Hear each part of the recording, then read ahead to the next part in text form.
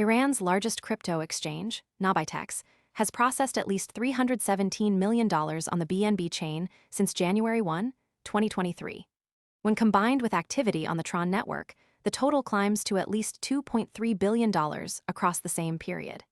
These figures highlight a growing concern at the intersection of crypto sanctions and compliance. The BNB chain, once known as Binance Smart Chain, is now a public, permissionless blockchain used for DeFi, stablecoins, and app activity. While Binance no longer operates or controls the network, the use of BNB Chain by entities in sanctioned jurisdictions like Iran underscores a compliance challenge that regulators are beginning to scrutinize more closely.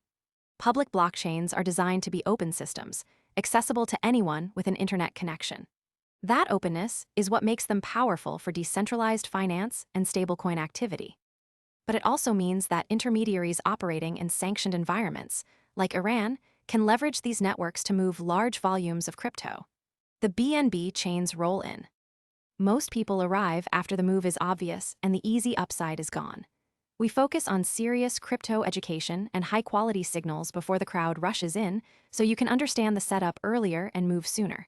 If you want that edge, visit the link below now. This context is not one of control or approval, but its use by Nobitex demonstrates that Iran-linked crypto flows can move through major public networks even when the entities behind those flows are in a heavily sanctioned financial environment. The U.S. Office of Foreign Assets Control, OFAC, has made it clear that Iranian digital asset exchanges are blocked under U.S. sanctions, even if they are not explicitly listed on the Specially Designated Nationals, SDN list. This means that any U.S. person or platform that interacts with funds or interests tied to these exchanges must navigate strict compliance rules. The mechanism is straightforward. Public blockchains can record transactions without acting like exchanges, but the same open infrastructure can also be used by sanctioned brokers, exchanges, and intermediaries. This creates a gray zone where transactions may appear legitimate but still carry regulatory risk. The stakes are high.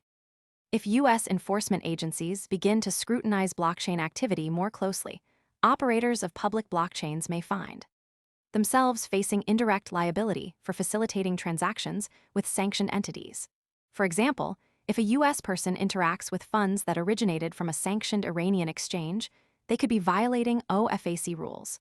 The uncertainty lies in how regulators will interpret the role of public blockchains in these flows. Are they just infrastructure, or do they share responsibility for the transactions they enable?